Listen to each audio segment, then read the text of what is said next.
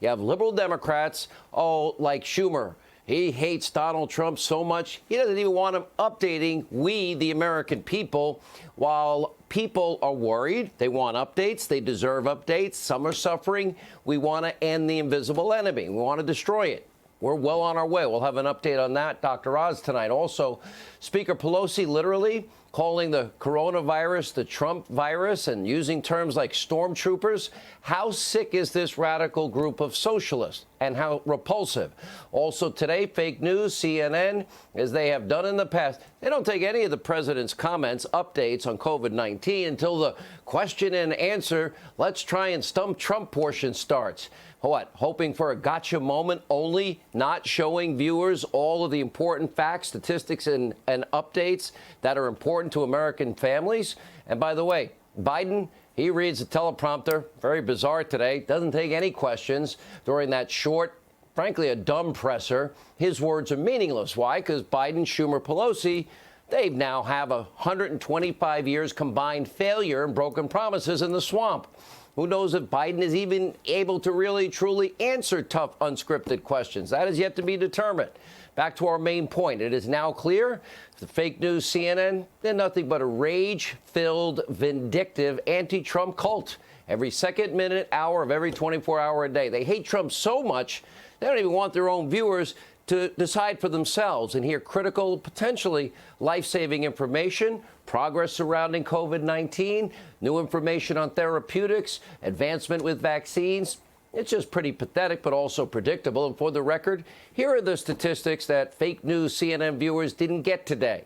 Fatalities in the U.S., they have fallen by 75% since mid-April. Our COVID-19 fatality rate is now lower than the entire EU and most other countries in the world. Children have a near zero fatality risk. Hospital stays have now been cut in half. Stockpiles, PPE, medical treatments, medicines, they are surging. Testing capacity is now quadrupled in just the last 60 days alone. The United States has conducted, now get this, almost 50 million tests, more than any other country on earth. India, they come in second. Yeah, with 12 million tested. In fact, we have now conducted 50% more tests per capita than Europe, 3 times more tests than the rest of the Western Hemisphere combined. Now, there have been 0 unfulfilled equipment and supply requests from state governors, even in the Sun Belt, these so-called hot zones or hot spots.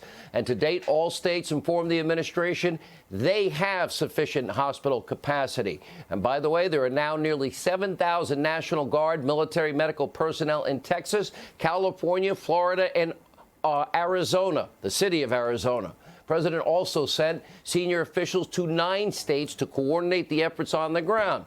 You wouldn't know it if you were watching fake news. But last but not least, 2 vaccines. There are actually over 100, but 2 now, Moderna and AstraZeneca.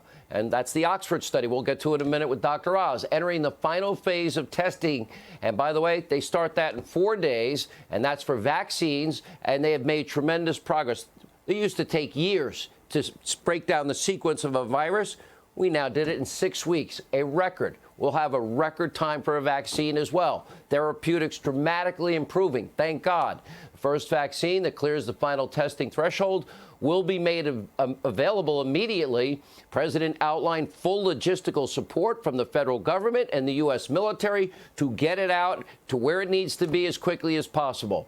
Why wouldn't fake news CNN want to highlight this impressive progress? Oh, that's right, because it exposes them. And it might actually show Donald Trump is, well, doing his job. Everything they've been telling their viewers, conspiracy theories, hoaxes, lies, never ending, hate Trump, hate Trump, hate Trump. And by the way, President Trump never stopped working. The pandemic is not spiraling out of control as they projected nightly.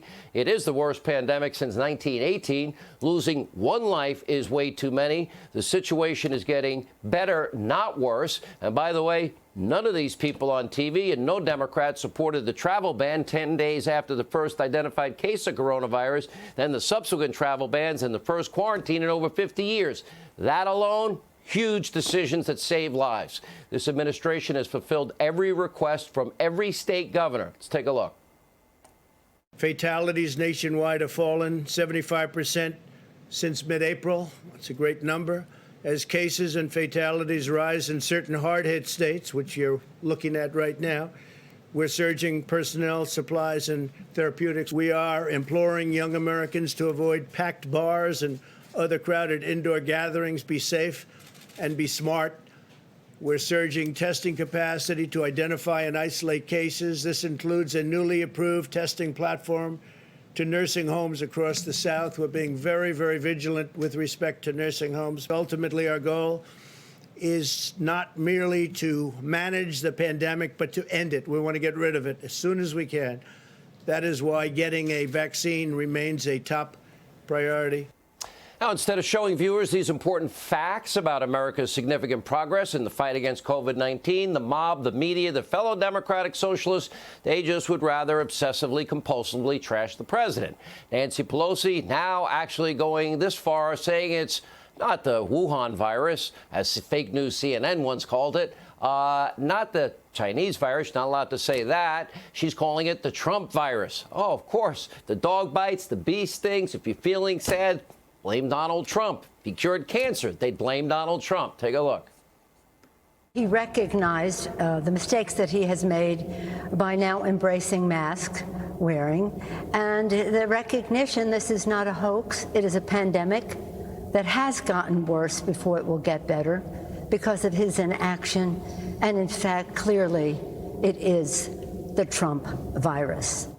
Oh, so where was Nancy and Chuck and all the Democrats on January 31st after the first identified case of corona, January 21st, 10 days after, when he was putting in place that hysterical, xenophobic, fear-mongering travel ban, and then the subsequent travel bans, and then, the quarantine? That's right. They were impeaching them while ignoring quid pro quo Joe and zero experience Hunter. Now, in addition to using the coronavirus as a political weapon, Democrats are also engaging in their other favorite pastime, conspiracy theories. As of late, favorite hoax, President Trump will refuse to leave the White House if he loses in November.